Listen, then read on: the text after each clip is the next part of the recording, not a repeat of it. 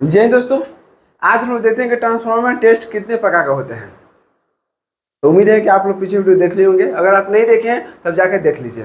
देखिए ध्यान से, यहाँ पर दिया हुआ है। फर्स्ट सबसे पहले देखते हैं हम लोग कि वाइंडिंग रेजिस्टेंस टेस्ट क्या होता है। जैसे मान लीजिए कि आप लोग को मालूम है कि जो वाइंडिंग हम लोग करते हैं वो किसका करते हैं, तो कॉपर वायर के। तो उस वायर का कुछ ना कुछ रेजिस्टेंस होगा, तो उसको हमको रेजिस्टेंस क्या करना, निकालना है, ठीक है ना। तो उसके लिए टेस्ट किया जाता है। सेकंड क्या है, पोलरिटी टेस्ट क्या होता है, ठीक है ना। और थर्ड क्या है, ओपन सर्किट टेस्ट क्या होता है। और फोर्थ नंबर क्या है, शॉर्ट सर्किट टेस्ट क्या है। अब देखिए, जो यहाँ पर वाइंडिंग रेजिस्टेंस टेस्ट है वो क्या कहता है कि देखिए, just to measure the resistance of winding, जो वाइंडिंग है उसका रेजिस्टेंस निकालने का यहाँ पर आपको इस मेथड के द्वारा होगा। अब देखिए दूसरा क्या है, पोलरिटी टेस्ट। पोलरिटी टेस्ट में कहता है कि to check the status of polarity, बस ये चेक करना है कि जो पोलरिटी है ना वो उसका स्टेटस चेक करता है कि वहाँ पर कैसा है, आपको एडिटिव है या सब्ट्रैक्टिव है, ठीक है। अब समझिए, थर्ड होता है ओपन सर्किट टेस्ट। तो ओपन सर्किट टेस्ट में क्या कहता है कि टू फाइंड कोर लॉसेस। आप लोग का ऑलरेडी लॉसेस पढ़ा चुके हैं, तो वही यहाँ पर कह रहा है कि जो ओपन सर्किट टेस्ट हम लोग क्या करते हैं, हम लोग निकालते हैं कोर लॉस, ठीक है ना। और यहाँ 4 नंबर दिया हुआ शॉर्ट सर्किट टेस्ट। तो शॉर्ट सर्किट टेस्ट से क्या करते हैं, तो देख लीजिए कॉपर लॉस को हम लोग निकालते हैं। तो चलिए एक एक करके हम लोग आज पढ़ते हैं, ध्यान दीजिएगा। यहाँ पर सबसे फर्स्ट में दिया हुआ है कि वाइंडिंग रेजिस्टेंस टेस्ट क्या होता है। देखिए, अब वो कह रहा है कि वाइंडिंग रेजिस्टेंस टेस्ट क्या होता है, तो हमको सबसे पहले क्या करना है, ट्रांसफार्मर में वाइंडिंग दिखाना है, क्योंकि बस हमको वाइंडिंग से मतलब है, ठीक है ना। तो देख लीजिए, आपके यहाँ पर ट्रांसफार्मर बना लिया है, ठीक ना। इसमें आपको प्राइमरी वाइंडिंग कर दिए, इसको सेकेंडरी वाइंडिंग कर दिए। तो इसमें आपको क्या करना है, बस आपको ध्यान रखना है कि हमको इस वाइंडिंग का रेजिस्टेंस हमको निकालना है, ठीक है। अब बताइए कि यहाँ पर एक हम ले लिए ट्रांसफार्मर, इसमें प्राइमरी वाइंडिंग कर दिए, इसमें सेकेंडरी वाइंडिंग कर दिए। इसमें देख रहे हैं कि सीरीज में क्या किया, एमीटर ले लिए और इसका पैरेलल में वोल्टेज। और यहाँ पर देख रहे हैं कि ये देखिए, करंट को मेजर करने के लिए एमीटर, ठीक है, तो यहाँ पर एमीटर हो गया। और वोल्टेज को मेजर करने के लिए वोल्ट मीटर। इसलिए जो वोल्ट मीटर होता है वो हमेशा पैरेलल में कनेक्ट होता है, और जो यहाँ पर आपको एमीटर है वो हमेशा सीरीज में होता है, ठीक है। अब देखिए यहाँ पर जो दिया हुआ है, देखिए VDC, यहाँ पर DC सोर्स दिया हुआ है। अब आप लोग सोचेगा कि हम लोग तो हमेशा AC लेके चलते थे, तो ये आप यहाँ पर DC क्यों दिए। अब समझिए, DC इसलिए यहाँ पर हम लोग दिए हैं क्योंकि हमको वाइंडिंग का क्या रेजिस्टेंस निकालना है। अब बताइए आप लोग दिमाग में चल रहा कि अगर AC दे दें तो क्या रेजिस्टेंस नहीं निकलता है। रेजिस्टेंस तो निकलता है, लेकिन उसमें रिएक्टेंस आ जाता है। क्यों? क्योंकि जब मान लीजिए कि यहाँ पे AC देंगे, इसका मतलब क्या हुआ कि वो आपको अल्टरनेटिव करंट है, उसमें कुछ ना कुछ फ्रिक्वेंसी होगा। आपको मालूम है कि DC में फ्रिक्वेंसी 0 होता है, ठीक है, लेकिन AC में 50 हर्ट्ज हम लोग इंडिया में लेके चलते हैं। तो AC में क्या होगा, फ्रिक्वेंसी आपको लेके चलेंगे, और जहाँ फ्रिक्वेंसी रहेगा वहाँ पर रिएक्टेंस होगा ना। तो अब बताइए कि हमको निकालना है वाइंडिंग का रेजिस्टेंस।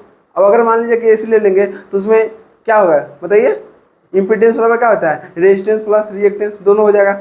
इसलिए हम लोग क्या करेंगे, यहाँ पर DC सप्लाई लेकर चलेंगे। क्यों? क्योंकि हमको वाइंडिंग का रेजिस्टेंस निकालना है। अगर AC ले लेंगे तो हमको रिएक्टेंस भी उसमें शामिल हो जाएगा, जो हमको नहीं चाहिए, ठीक है ना। इसलिए हम लोग क्या करते हैं, हम लोग यहाँ DC लेकर चलेंगे। अब बताइए, जब यहाँ वोल्टेज DC दिए, जब वोल्टेज DC दिए तो हमको करंट कैसे मिलेगा, DC मिलेगा। जब DC दिए तो देख रहे हैं कि जो करंट को मेजर क्या किया, एमीटर करंट को मेजर किया, और जो वोल्ट मीटर लगा है वो क्या देगा, VDC। तो हमको क्या निकालना है, RDC निकालना है, क्योंकि जो इस वाइंडिंग का जो रेजिस्टेंस है उसको निकालेंगे। तो रेजिस्टेंस का फॉर्मूला क्या होता है, V/R होता है, ठीक है ना, सॉरी V/I होता है। अब देखिए यहाँ पे देख रहे हैं V कितना है, V का मतलब क्या हुआ कि वोल्ट मीटर, ठीक है ना। वोल्ट मीटर जितना रीडिंग देगा उसका अनुसार और बटन क्या हुआ, करंट रहा, तो क्या करंट का कौन मेजर किया, तो एमीटर, तो एमीटर रीडिंग हो गया। तो वोल्ट मीटर जो रीडिंग दिया वो क्या दे दिया, VDC। देख लीजिए, वोल्ट मीटर VDC दिया और करंट क्या दिया, IDC, तो IDC हो गया। इसी को क्या बोलते हैं, DC रेजिस्टेंस, ठीक है ना। और ये देखिए, जो हमको क्या चाहिए था, तो हमको चाहिए था रेजिस्टेंस चाहिए था। देख लीजिए रेजिस्टेंस हमको मिल गया कि नहीं, RDC बराबर VDC/IDC। अब बताइए कि आप लोग को मालूम है कि जैसे मान लीजिए कि हम लोग लेके चलेंगे, अगर मान लीजिए कि यहाँ पर AC लेके चलते हैं, तो AC में देख रहे हैं कि उसमें जो क्या होता है, AC के कारण क्या होगा, आपको स्किन का बोलिए स्किन इफेक्ट होगा। क्योंकि आपको मालूम है कि AC में क्या होता है कि स्किन इफेक्ट होता है। जिससे कहने का मतलब क्या है कि जो आपको वायर रहेगा ना, तो वायर के देखिएगा ऊपर क्या होगा, आपको सिर्फ करंट फ्लो होगा और अंदर आपको फ्लो नहीं होगा। इसका मतलब क्या हुआ कि जो क्रॉस सेक्शन एरिया होता है ना वो बहुत कम हो जाएगा। अब बताइए, जिसका क्रॉस सेक्शन एरिया कम हो जाएगा तो रेजिस्टेंस क्या होगा, ज़्यादा हो जाएगा। ठीक है। इसलिए हमेशा क्या होता है कि जो AC का जो मतलब रेजिस्टेंस होता है वो बहुत ज़्यादा होता है। इसलिए क्यों? क्योंकि वहाँ पर स्किन इफेक्ट के कारण। अब देखिए यहाँ से, तो यहाँ पे इसीलिए लिख दिए, ये तो आपको RDC का हो गया, ठीक है ना। तो यहाँ बता रहा है कि जब RAC रहता है तो RAC बराबर कितना होगा, 1.2 से लेके 1.6 गुना किसका, तो RDC का। जो RDC का वैल्यू आएगा ना उसमें 1.2 से लेकर 1.6 गुना होता है किसका वैल्यू, तो RAC के। अभी किसके कारण, तो ड्यू टू स्किन इफेक्ट। आपको बताएं कि AC में आपको स्किन इफेक्ट मिलेगा तो मिलेगा। ओके, अब देखिए ध्यान से, अब हम लोग यहाँ पे देखते हैं सेकंड में कि पोलैरिटी टेस्ट होता क्या है। देखिए पोलैरिटी टेस्ट कुछ होता नहीं है, बस इसमें 2 कंडीशन लेके चलेंगे।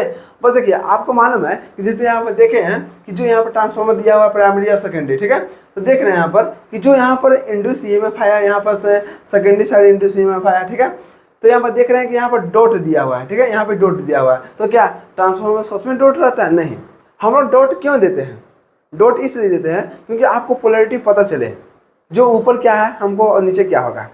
अगर मान लीजिए कि पोलैरिटी, अगर मान लीजिए कि यहाँ पर डॉट है, यहाँ भी डॉट है, तो इसका कहने का मतलब क्या हुआ है कि अगर यहाँ पर हम पॉजिटिव लेके चल रहे हैं तो यहाँ भी पॉजिटिव होगा, ठीक है। अगर मान लीजिए कि यही डॉट अगर नीचे रहता है, यहाँ पर रहता है, यहाँ पर रहता है, तो इसका कहने का मतलब क्या हुआ कि जो पोलैरिटी में अगर मान लीजिए कि यहाँ पर पोलैरिटी मान लिए, वही पोलैरिटी यहाँ पर होगा। समझ रहे हैं? पोलैरिटी बस आपको सेंस दिखाता है कि आपको वाइंडिंग कैसा किया हुआ है। जैसे मान लीजिए कि हम क्लॉकवाइज लेके चले हैं, ठीक है। अगर यहाँ पर डॉट दिए तो इसका मतलब क्लॉकवाइज, तो यहाँ पर भी डॉट दे देंगे तो यहाँ भी क्या होगा, क्लॉकवाइज। समझ रहे हैं ना? तो डॉट बस आपको बता रहा है कि जो वाइंडिंग किया हुआ है वो किस प्रकार से किया हुआ है, ठीक है। तो सबसे पहले केस 1 लेके चलते हैं। तो केस 1 देखते हैं कि यहाँ पर क्या किए, आपको सप्लाई दे दिए, ठीक है, वो भी अल्टरनेटिव करंट दे दिए, यहाँ पर अल्टरनेटिव सोर्स दे दिए। अब देखिए AC दिए, कहने का मतलब है अब यहाँ पर क्या होगा कि देख रहे हैं कि इंड्यूस EMF हो गया, यहाँ पर क्या है आपको सेकेंडरी साइड हो गया। देख रहे हैं कि जो इसका जो एक टर्मिनल है, इसका एक टर्मिनल है, दोनों के बीच में क्या किए, एक वोल्ट मीटर लगा दिए। क्यों? क्योंकि वोल्टेज को मेजर करने के लिए, और उसी के लिए मतलब इसी को मैं क्लोज करने के लिए नीचे भी क्या किए, एक वायर से जोड़ दिए। अब देखिए क्यों जोड़े, क्योंकि हमको इसमें हमको करंट फ्लो करना है, और करंट फ्लो करने के लिए क्या करते हैं, जो सर्किट है उसको क्लोज होना चाहिए। अब देखिए यहाँ वोल्ट मीटर लगा दिए। अब देख रहे हैं कि जब पोलैरिटी यहाँ पर है, ठीक है, तो यहाँ पोलैरिटी है तो यहाँ भी पोलैरिटी है, ठीक है ना। तो क्या पोलैरिटी की जगह पर प्लस होगा? नहीं। आपको पोलैरिटी की जगह पर प्लस लीजिए चाहे माइनस लीजिए, बस पोलैरिटी आपको ये दिखाएगा कि अगर यहाँ प्लस मानते हैं तो यहाँ भी प्लस होगा, क्योंकि यहाँ पे पोलैरिटी है, यहाँ पे पोलैरिटी है, ठीक है। अगर यहाँ माइनस लेते हैं तो यहाँ भी माइनस होता है। कहने का मतलब समझ गए ना? तो ये आपको मान लीजिए पोलैरिटी ऊपर रहेगा चाहे नीचे रहेगा तो दोनों रहेगा, तो उसको बोलते हैं हम लोग कि हाँ दोनों जो प्राइमरी वाइंडिंग और सेकेंडरी वाइंडिंग है, दोनों का पोलैरिटी क्या है, सेम है। तो देख लीजिए यहाँ आपको डॉट है, यहाँ भी डॉट है, तो यहाँ प्लस माने, यहाँ भी प्लस माने, तो यहाँ प्लस, यहाँ आपको माइनस, यहाँ भी माइनस, दोनों सेम हो गया, ठीक है ना। अब देख रहे हैं कि जैसे मान लीजिए कि यहाँ पे एक तरह से क्लोज सर्किट हो गया, ठीक है ना। जब क्लोज सर्किट होगा तो बताइए, तो क्लोज सर्किट में करंट फ्लो होता है, ठीक है, और उसमें हम लोग क्या किए, KVL अप्लाई किए। अब देखिए जैसे KVL अप्लाई किए तो KVL क्या होता है कि यहाँ पर देख रहे हैं कि माइनस है, ठीक है, तो माइनस में गया तो माइनस किससे शादी करेगा, प्लस से, तो यहाँ प्लस भी हो गया, देख लीजिए कहने प्लस भी हो गया, ठीक है। अब इसको यहाँ से यहाँ आना है, क्योंकि आप लोगों को ऑलरेडी बता चुके बहुत आसान तरीका से, इसलिए करें। अगर आप नेटवर्क वीडियो नहीं देखे हैं तो आप जाके देख लीजिए, उसमें ऑलरेडी सब चीज़ आपको किए मतलब कराया हुआ है। केवल किसी तो इस तरह से बता दिया, कभी आपको ज़िंदगी में आपको गलती कर ही नहीं सकते हैं, समझ रहे हैं ना। अब देखिए यहाँ पहले करंट स्टार्ट होगा किसमें, माइनस में जाएगा, तो माइनस में गया तो माइनस के साथ देगा प्लस है, तो प्लस भी हो गया।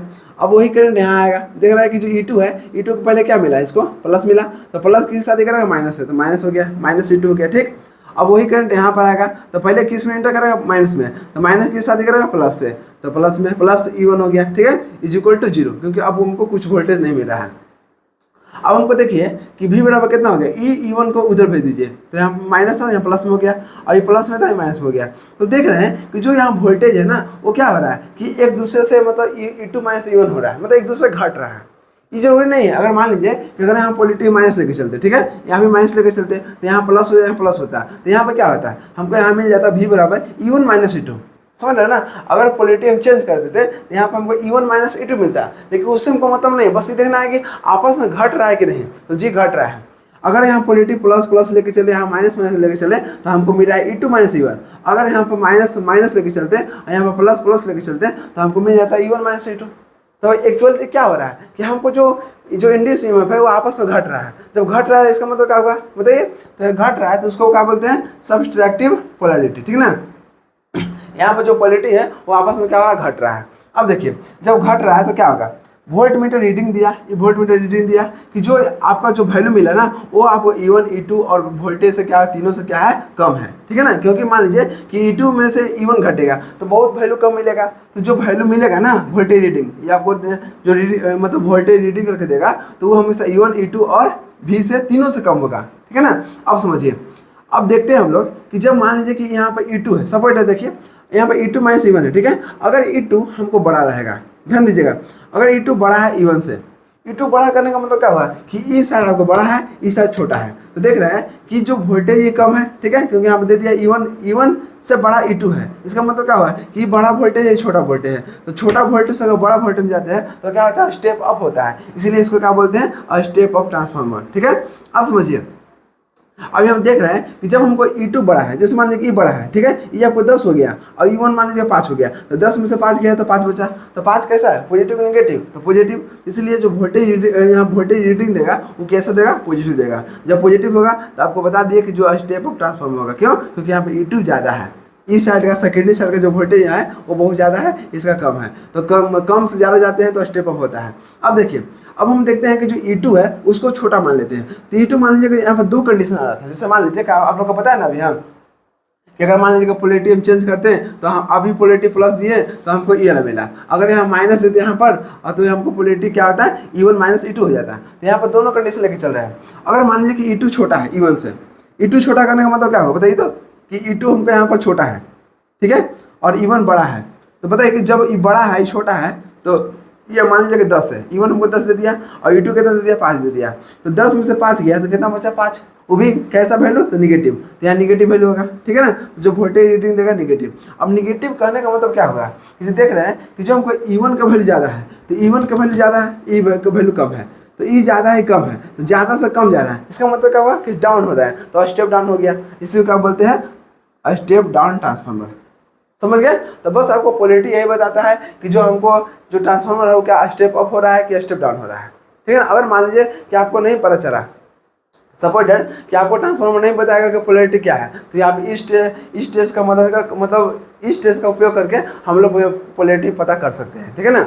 अब देखिए, इसी में सेकंड केस है कि केस 2, और मान लीजिए कि यहाँ पर जो डॉट था वो मान लीजिए सेम लिए, अगर ऐसा भी हो सकता है कि एक डॉट यहाँ पर एक डॉट यहाँ पर हो सकता है ना। तो देखिए वहाँ पर यहाँ पर सेकंड आपको केस लिए, तो केस थर्ड में क्या है, सेकंड में क्या कह रहे हैं कि देखें हैं कि जैसे यहाँ पर लिए AC लिए वोल्टेज, ठीक है, अब यहाँ पर E1 E2 ले लिए। अब क्या किए कि जो यहाँ पर डॉट दिए, एक यहाँ पर डॉट दिए, डॉट करने का मतलब क्या हुआ कि अगर यहाँ प्लस मान है डॉट के लिए तो यहाँ भी प्लस होगा, ठीक है। अगर मान लीजिए कि ये डॉट आपको यहाँ रहता है और ये डॉट यहाँ रहता है तो उससे कोई मतलब नहीं था, बस डॉट, अगर डॉट करने का मतलब इतना ही है कि जो वैल्यू आप डॉट में मान लिए हैं वही डॉट को मिलेगा। जैसे इस डॉट के लिए प्लस माने हैं तो इस डॉट के लिए भी प्लस होगा, समझ रहे ना। यहाँ पर क्या दिए थे, इस डॉट के लिए प्लस था तो यहाँ प्लस हो जाएगा, अगर इसी डॉट के लिए माइनस मान लेते थे यहाँ माइनस हो जाता, समझ रहे ना। तो देखिए, तो यहाँ पर देख रहे हैं कि यहाँ पर डॉट है तो यहाँ पे एक डॉट दे दिए, ठीक है। अब क्या किए कि उसी प्रकार से यहाँ पर एक वोल्ट मीटर लगा दिए, क्योंकि हमको वोल्टेज मेजर करना है, और इसमें एक सर्किट यहाँ पर क्लोज कर दिया, यहाँ भी देखिए क्लोज हो गया, यहाँ भी क्लोज हो गया। अब देख रहे हैं कि जब इसमें KVL लगाएंगे तो क्या होगा बताइए, पहले इंटर कर रहा है माइनस में, तो माइनस के साथ कर रहा है प्लस से, तो प्लस भी हो गया, ठीक है। यही करंट यहाँ पर आएगा, पहले माइनस इंटर करेगा, माइनस में जाएगा तो माइनस के साथ कर रहा है प्लस से, तो प्लस E2 हो गया, क्योंकि E2 हो गया। अब देखिए यही करंट आपको इसमें पास करेगा, तो पहले माइनस आ रहा है तो माइनस के साथ करेगा प्लस से, तो प्लस हो गया, कौन है E1 है, तो E1 हो गया इक्वल टू 0। अब देखिए जो वोल्टेज है यहाँ पर E1 और E2 दोनों प्लस में है, इसको उधर भेज दीजिए, तो V बराबर कितना हो गया, ये दोनों जगह ऊपर दोनों माइनस में हो जाएगा, तो माइनस कॉमन ले लिए तो E1 प्लस E2। हमको माइनस में देखिए कि माइनस क्या है, माइनस तो मान लीजिए कि माइनस कैसे आया, माइनस इसलिए आया क्योंकि यहाँ पर प्लस लेके चले, अगर यहीं पर माइनस लेके चल जाते इस डॉट के यहाँ माइनस लेके चलते थे, यहाँ भी माइनस हो जाता, और ये प्लस तो हमको क्या मिल जाता, ये पॉजिटिव मिल जाता। लेकिन हमको उससे मतलब नहीं है, बस देखिए कि जो E1 E2 है वो आपस में जुड़ रहा है घट रहा है, तो यहाँ पर देख रहे हैं कि E1 और E2 आपस में जुड़ रहा है, बस हमको यही फर्क है। जो माइनस है ये तो आपको इस पॉजिटिव डिपेंड करता है, अगर यहाँ प्लस माने हैं तो यहाँ पर आपको माइनस मिल गया, अगर यहाँ माइनस मानते हैं तो यहाँ प्लस मिल जाता, तो उससे हमको क्या मतलब है, बस हमको देखना है जो इंड्यूस EMF है वो आपस में जुड़ रहा है घट रहा है। यहाँ पर देखिए केस 1 में कि जो यहाँ पर इंड्यूस EMF था वो आपस में क्या घट रहा है, एक दूसरे से घट रहा है, ठीक है, इसलिए इसको क्या बोल दिए, सब्सट्रैक्टिव पोलैरिटी। लेकिन यहाँ पर देख रहे हैं कि जो आपस में E1 E2 जुट रहा है तो इसको क्या बोलेंगे, एडिटिव पोलैरिटी, ठीक है ना, दोनों ऐड हो रहा है। अब बताइए, अब ऐड हो रहा है इसका मतलब क्या हुआ कि E1 E2 और V1 से, E1 E2 या V से हमेशा क्या ज़्यादा होगा, क्योंकि मान लीजिए कि दोनों से क्या हुआ, दोनों आपस में जुड़ रहा है, इसका मतलब जुड़ने से क्या होगा, सबसे ज़्यादा बड़ा वैल्यू हो जाएगा। तो यहाँ पे इसीलिए बता दिए कि voltage rating greater than E1 E2 voltage, E1 से भी ज़्यादा होगा और E2 से भी ज़्यादा होगा और V से भी ज़्यादा होगा। कौन? तो वोल्टेज रेटिंग, जो यहाँ पर वोल्टेज मतलब यहाँ पर रीडिंग होगा, रेटिंग नहीं, देखिए वोल्टेज रीडिंग, क्योंकि मान लीजिए कि वोल्टेज हमको रीड करके देगा ना, वोल्टेज रीडिंग, जो वोल्टेज ये आपको मेजर करके देगा वो क्या होगा, E1 E2 और वोल्टेज से तीनों से ज़्यादा होगा। ठीक है ना। चलिए देखते हैं अब थर्ड, यहाँ पर देखते हैं कि ओपन सर्किट टेस्ट होता क्या है। तो यहाँ तक आप लोग नोट डाउन कीजिए। देखिए दोस्तों, अब थर्ड नंबर देखते हैं तो ओपन सर्किट टेस्ट क्या होता है। देखिए ध्यान से, ओपन सर्किट का मतलब क्या हुआ कि जो यहाँ पर लोड है ना, लोड की तरफ आपको लोड नहीं लगा रहेगा, इसलिए इसको बोलते हैं ओपन टेस्ट। ठीक है ना। ओपन सर्किट, देखिए यहाँ पर जो लोड है वहां पर नहीं लगा हुआ है, इसलिए इसको क्या बोलते हैं, ओपन सर्किट। अब बताइए कि जब लोड नहीं लगा हुआ इसको क्या बोलेंगे हम, it is also called no load test. इसको क्या बोलेंगे, नो लोड टेस्ट। क्यों? क्योंकि इसमें टेस्ट नहीं लगा हुआ है। ठीक है ना, इसलिए इसको बोलते हैं नो लोड टेस्ट। अब दूसरा क्या कर रहा है कि this test is perform to calculate no load parameter. अब बताइए इस टेस्ट का मदद से हम लोग क्या करेंगे कि जो नो लोड के पैरामीटर है ना उसको क्या करेंगे, कैलकुलेट करेंगे। देखिए यहाँ पर perform to calculate no load parameter, यहाँ पर नो लोड पैरामीटर को निकालना है। अब देखिए जैसे आपको मालूम है कि यहाँ पर क्या है, एक सोर्स देते हैं AC, तो यहाँ पर करंट मिलता है, इसमें रेजिस्टेंस दिया रहेगा प्राइमरी साइड के और कुछ ना कुछ रिएक्टेंस रहेगा। ठीक है। और यहाँ पर नो लोड क्या है, यहाँ पर नो लोड करंट है, जो आपको यहाँ पर क्या देगा, रेजिस्टेंस हो गया, यहाँ पर रिएक्टेंस हो गया। ये आपको बोलते हैं मैग्नेटाइजिंग करंट और ये आपको बोलते हैं कोर लॉस करंट। ठीक है ना।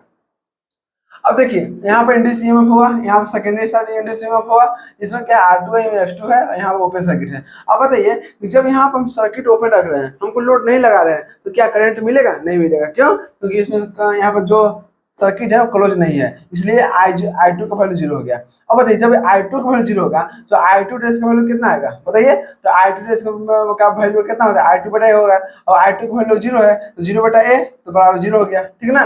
जब I2 जीरो तो हमको I2 ट्रेस का वैल्यू क्या मिलेगा, जीरो मिलेगा। क्यों? क्योंकि यहाँ पर लोड नहीं लगा हुआ है। अब समझिए, आप देख रहे हैं कि इस जो I0 है ना, जो I0 का वैल्यू है, नो लोड करंट का वैल्यू है, तो नो लोड करंट का वैल्यू देखिए आपको मालूम कितना होता है, 2 से लेकर 5%।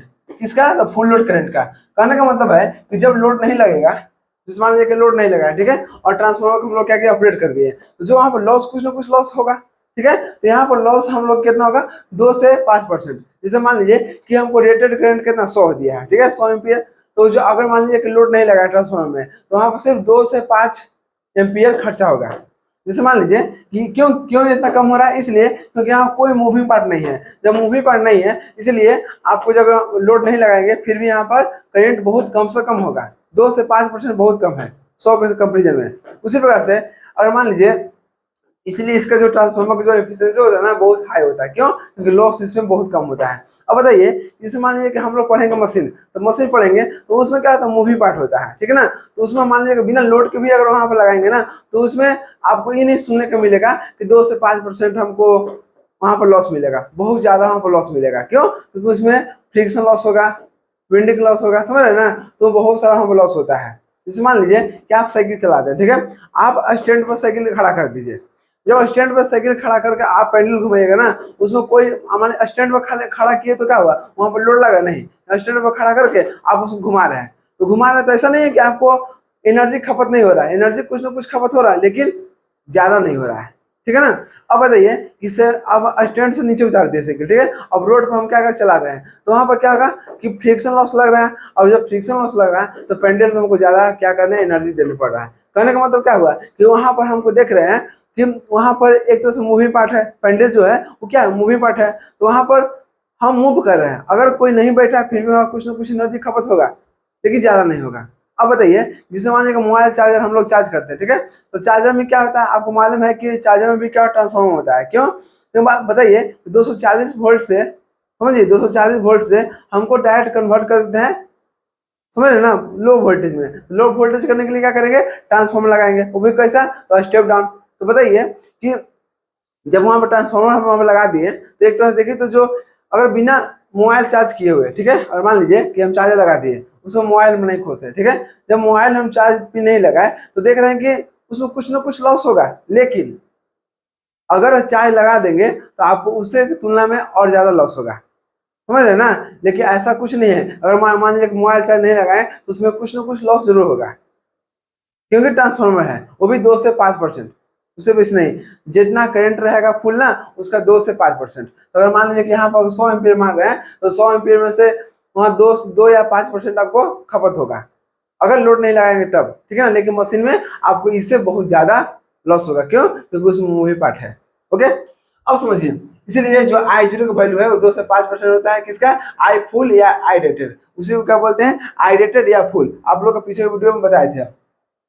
अब देखिए, जैसे मान लीजिए कि यहाँ पर क्लियर हो गया, अभी देख रहे हैं कि जो I1 है यही करंट आपको क्या हुआ? I0 हो गया, क्योंकि जो करंट फॉलो हो रहा है ये ऐसे हो रहा है कि नहीं? जो I1 है वही क्या है? I0 है। ओके, अब देखिए यहाँ पर हम लोग क्या किए थे, हम लोग यहाँ बोला गया है दिस टेस्ट, इस टेस्ट का मदद से to calculate no load parameter. अब देखिए नो लोड पैरामीटर होता क्या है, तो देखिए नो लोड पैरामीटर आपको हो गया कौन?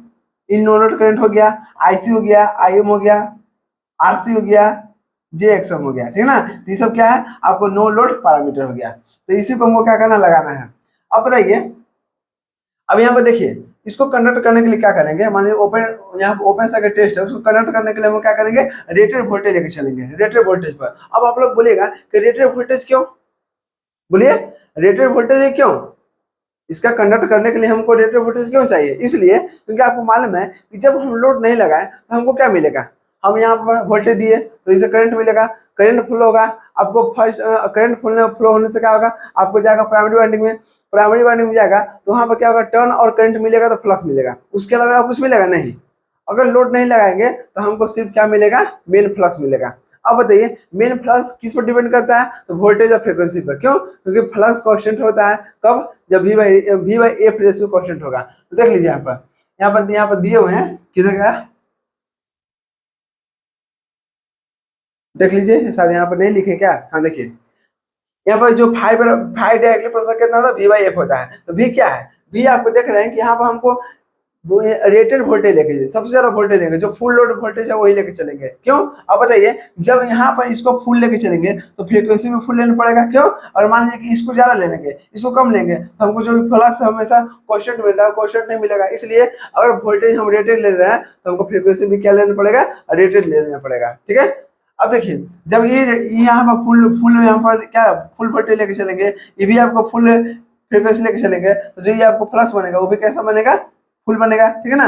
अब देखिए, इसी V को क्या बोलते हैं? Rated voltage. तो वही कह रहा है यहाँ पर, ओपन सर्किट टेस्ट भी कंडक्टेड एट रेटेड वोल्टेज, और रेटेड वोल्टेज को क्या बोलते हैं? फुल लोड वोल्टेज, ठीक है ना। अब बताइए, नहीं वो आपको लोड पर नहीं होगा, क्योंकि आप लोग पीछे वीडियो में बताए थे हम कि फुल लोड नहीं होगा, वो आपको नो लोड पर होता है। क्योंकि आपको बताया था कि नो लोड पर जो वोल्टेज होता है सबसे ज्यादा होता है, और लोड लगाने के बाद वोल्टेज कम होता है। तो ये आपका रेटेड वोल्टेज है ना, उसको क्या बोलेंगे हम? एक तरह देखिए, बोलते तो है फुल लोड वोल्टेज, लेकिन और रियली आपको क्या होता है? तो आपको नो लोड वोल्टेज होता है, ठीक है ना। ऑलरेडी पीछे वीडियो आप देख लीजिए, उसमें आपको सभी क्लियर हो जाएगा, ठीक है ना। अब देखिए ध्यान से, अब यहाँ पर इसको हम जान रहे हैं कि जो आपको कंडक्ट करेंगे ओपन सर्किट टेस्ट, वो आप किस पर करेंगे? तो रेटेड वोल्टेज पर। तो एक यहाँ पे एक और सर्किट बना है, ठीक है। इसमें हम लोग क्या करेंगे कि करंट को मापने के लिए, मेजर करने के लिए हम लोग एमीटर ले लिए, ठीक है। अब वोल्टेज को मापने के लिए क्या किए? वोल्टमीटर ले लिए। और यहाँ पर पावर को मापने के लिए एक क्या ले लिए? बोलिए, वाट मीटर। अब आपको मालूम है कि सिंगल फेज के लिए, ध्यान दीजिए, सिंगल फेज के लिए हमको एक वाट मीटर जरूरत पड़ता है, लेकिन अगर 3 फेज के लिए रहता तो उसके लिए 2 ऑप्शन है, चाहे दो वाट मीटर लीजिए, चाहे 3 वाट मीटर लीजिए। लेकिन अगर मान लीजिए कि हमको 3 फेज में अगर हमको निकालना है पावर, तो हमको कम से कम दो वाट मीटर में काम चल जाएगा। लेकिन यहाँ पर हमको क्या है? सिंगल फेज है। जब सिंगल फेज है तो हमको सिर्फ 1 वाट मीटर में काम हो जाएगा। अब देखिए, यहाँ पावर को मेजर करने के लिए यहाँ वाट मीटर ले लिए, जिसको बोल दिया WOC, ठीक है ना। वोल्टेज को मापने के लिए यहाँ पे हो गया वोल्ट, यहाँ वोल्ट मीटर हो गया। करंट को मापने के लिए यहाँ पे हो गया क्या? एम्पियर हो गया, ठीक है, अमीटर हो गया। अब देखिए, ये जो आपको देख रहे हैं कि हाई साइड हो गया, ये आपको लो साइड हो गया, ठीक है। अब देख रहे हैं इसमें कि जो यहाँ पर अगर मान लीजिए कि ई सर्किट ओपन था तो क्या होगा? I2 0 हो गया। जब ई 0 हो गया तो I2' भी 0 हो गया, ठीक है ना। तो देखिए यहाँ से, अब इसके बाद देख रहे हैं कि जो आई यहाँ पे देखिए WOC, VOC और IOC। इसका मतलब क्या, पावर, वोल्टेज, करंट, ये आपको नॉन वैल्यू आपको दिया हुआ है, ठीक है।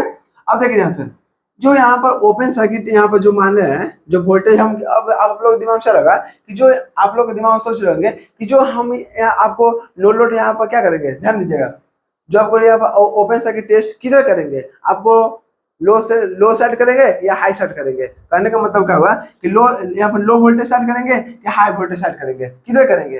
तो आप लोग का मन है, आप लोग का मन है तो आपको लोड सेट भी कर सकते हैं और हाई वोल्टेज सेट भी कर सकते हैं, लेकिन जो हम लोग टेस्ट करेंगे वो इस तरह से कर सकते हैं ताकि हमको जो कॉस्ट आएगा ना बहुत कम आएगा। अब बताइए अगर हम हाई सेट करेंगे, हाई वोल्टेज सेट, तो उसके लिए क्या करेंगे, यहाँ पर वोल्ट मीटर जो होगा वो भी हमको हाई रेंज का होगा, ठीक है ना, तो उसका पैसा ज़्यादा लगेगा। अगर जो एमीटर है वो भी हाई रेंज का होगा तो हमको पैसा क्या होगा, ज़्यादा लगेगा, समझ रहे ना। इसलिए हमेशा क्या करेंगे, अगर हमको नो लोड टेस्ट करना है, यहाँ पर ओपन सर्किट टेस्ट करना है, या इसको बोलते हैं नो लोड टेस्ट, है ना। अगर हमको टेस्ट करना है तो हमेशा हम लो वोल्टेज साइड लगाएंगे। क्यों, अगर मान लीजिए लो वोल्टेज साइड लगाएंगे इधर, तो हमको उसके लिए क्या करेगा, जो एमीटर या वोल्ट मीटर होगा वो हमको कम रेंज के लेना पड़ेगा, क्योंकि हमको पैसा कम लगेगा। तो हमेशा हम लोग क्या करेंगे, लो वोल्टेज साइड लगाएंगे, क्योंकि हमको कम पैसा में काम हो जाएगा। इसलिए यहाँ पे लिख दिए हैं कि जो यहाँ पर ओपन सर्किट टेस्ट करेंगे वोल्टेज के, वो किस पे करेंगे, V rated of low voltage side, ठीक है ना।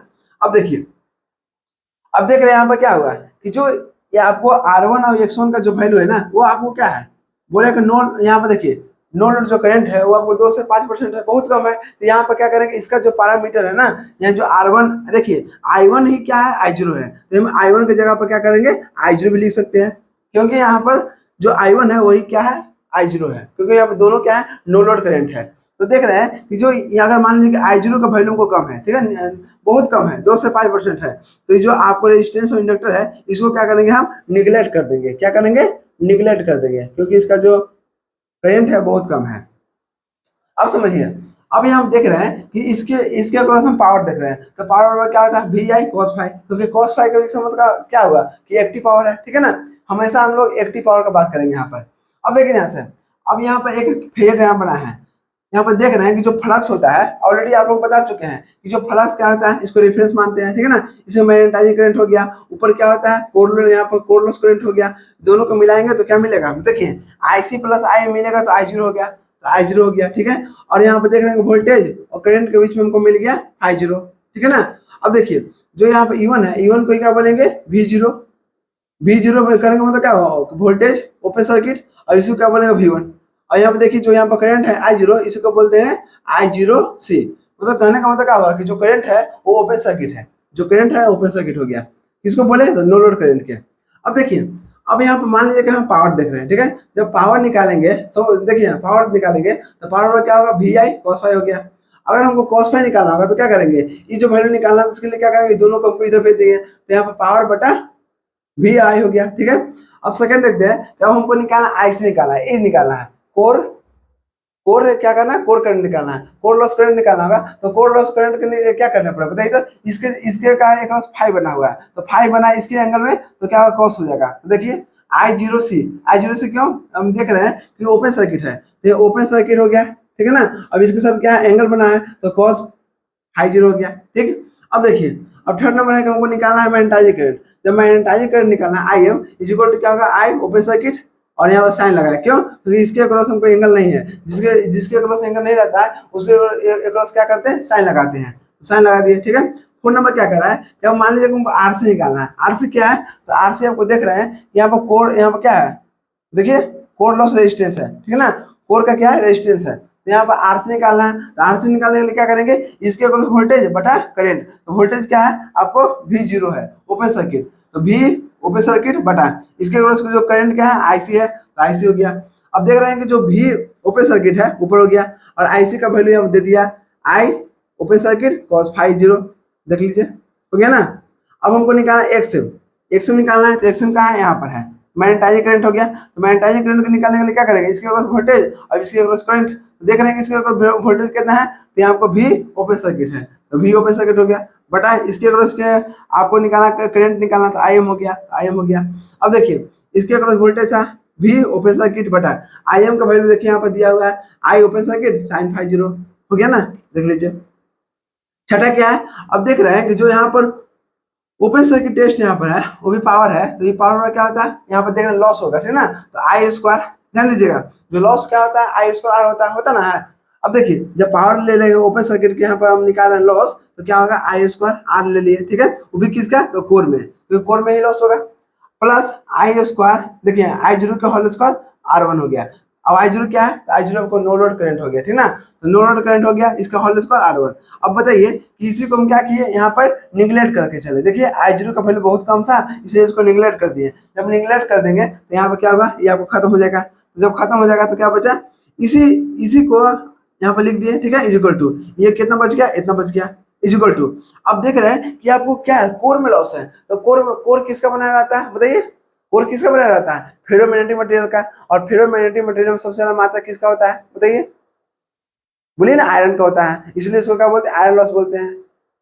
और आयरन जो फेरोमैग्नेटिक मटेरियल किसका मतलब किसका बनाया रहता है बताइए, कोर, जो कोर किसका बनाया जाता है, फेरोमैग्नेटिक मटेरियल का, तो फेरोमैग्नेटिक मटेरियल सबसे ज्यादा मात्रा किसका होता है, यहाँ आयरन का, ठीक है ना, इसलिए इसको क्या बोलेंगे, आयरन लॉस बोलेंगे। और आयरन कोर किसका होता है, आयरन का, इसलिए इसको बोलेंगे कोर लॉस। तो कोर लॉस और आयरन लॉस दोनों एक होता है। तो जो यहाँ पर हमको पावर मिला, जो यहाँ लॉस मिला, लॉस पावर, तो क्या हो गया, ये आई सी के होल स्क्वायर हो गया, आर सी हो गया, इज इक्वल टू, बोलिए, पी आई हो गया। आई के मतलब क्या हुआ, आयरन लॉस, और सी के मतलब क्या हुआ, कोर लॉस, दोनों एक हो गया।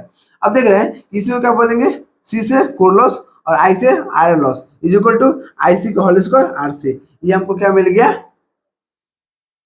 कोर लॉस, ठीक है ना। ये ऑलरेडी आप लोगों को पढ़ा दिया, ठीक है ना। तो चलिए मिलते हैं नेक्स्ट वीडियो में, जय हिंद।